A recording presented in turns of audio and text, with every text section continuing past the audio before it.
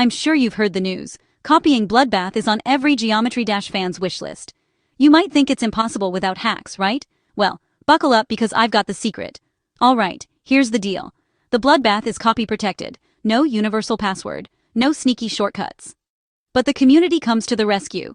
Tons of players upload copyable or practice versions just for this. First, head to the search tab in your play menu.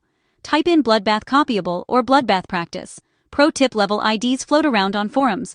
Look for one like 1232333572, but remember, some practice versions might throw in random stuff. Next, find a version where the copy button's unlocked, sometimes the password's in the description or comments. Got one? Download it by tapping that little cloud icon. Now hit the Create menu, hammer icon, find your new level under Saved and tap Edit.